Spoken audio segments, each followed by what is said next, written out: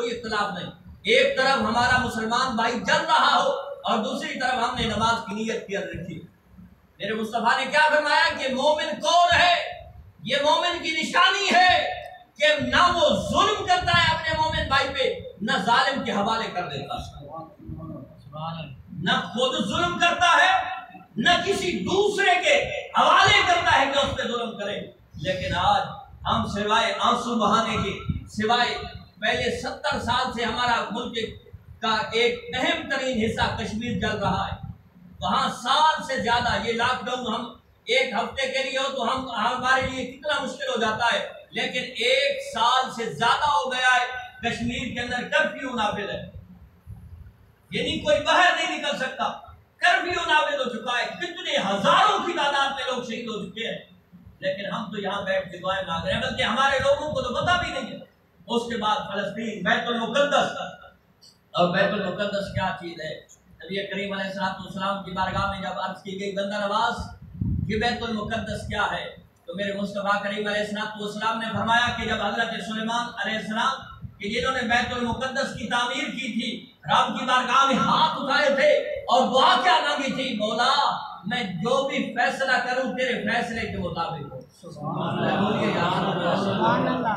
बैतुल मुक़द्दस को आम न समझो, कोई आम मस्जिद मसीद नहीं है या किसी मौलवी का कोई झगड़ा नहीं है, ये तो एक अहम तरीन मस्जिद है।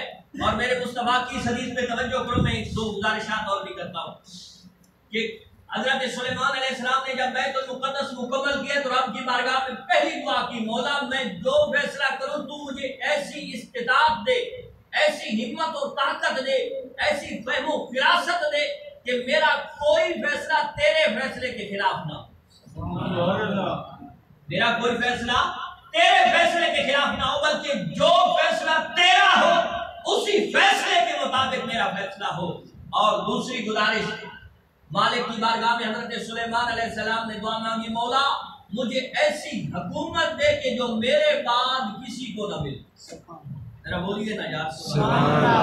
और फिर रब ने वो हुकूमत दी भी सही, जो वो तख्त वाला किस्सा भी है कुरान पाक के अंदर। हुद हज़रत सुलेमान अलैहिस्सलाम की हुकूमत हवा पे भी थी, आपका तख्त हवा पे होता था। ये एक तवील मौजू है, इस पे भी इंशाल्लाह कभी गुफ्तगू करेंगे। उसके बाद हज़रत सुलेमान अलैहिस्सलाम के बाद ऐसी हुकूमत किसी और को नहीं मुयस्सर। और तीसरी दुआ काबिल तवज्जो बात, तीसरी दुआ हज़रत सुलेमान अलैहिस्सलाम ने रब की बारगाह में हाथ उठाए, मौला जो इस बैतुल मुक़द्दस के अंदर नमाज पढ़ने का इरादा करे और चले, मौला तू उसके गुनाहों को ऐसा माफ कर दे कि जिस तरह आज वो पैदा हुआ हो। सुभान अल्लाह। यानी जितना गुनाहगार, शाहकार, खताकार जो भी क्यों ना हो, लेकिन मौला जब तेरी इस पाक घर के अंदर इबादत करने के लिए घर से चले, नियत कर ले, मौला जितना बड़ा गुनाहगार क्यों ना हो तू उसके सारे गुनाहों को मिटा दे। अब मेरे मुस्तफा करीम अलैहिस्सलाम ये तीन दुआएं बयान फरमाने के बाद बयान क्या फरमाया? फरमाया कि दो दुआएं तो वाक़ियतन मंजूर हो गई हैं और उनका जिक्र कुरान में है। मेरे मुस्तफा फरमाते हैं मुझे उम्मीद है कि रब्बे कायनात हज़रत सुलेमान अलैहिस्सलाम की तीसरी दुआ को भी मंजूर और मकबूल फरमाएगा। कि रब्बे कायनात जो भी मस्जिद अक़सा के अंदर नमाज पढ़ेगा उसके तमाम गुनाहों को बख्श दे। आज भी मस्जिद लहूलुहान है और उनके पास कुछ भी नहीं है, और हमारे हुक्मरान अभी सिर्फ मुज़म्मतें कर रहे हैं। हम ये नहीं कहते कि जाके उन पे गोलाबारी कर दे, यानी ये एक अलग मामला है, लेकिन कम से कम इतना तो उन्हें आंखें तो दिखाएं। और फिर क्या हुआ? पीछे से जो बात मैंने आपके सामने रखी थी कि फिर यूरोप ने क्या किया।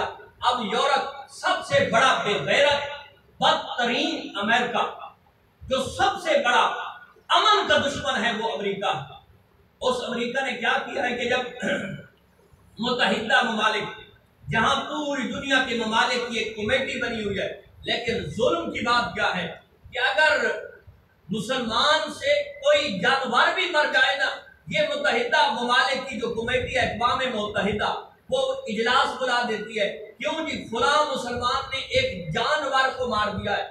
और यहाँ मुसलमान कितने शहीद हो चुके हैं? कम अज कम फलस्तीन के अंदर इन इस एक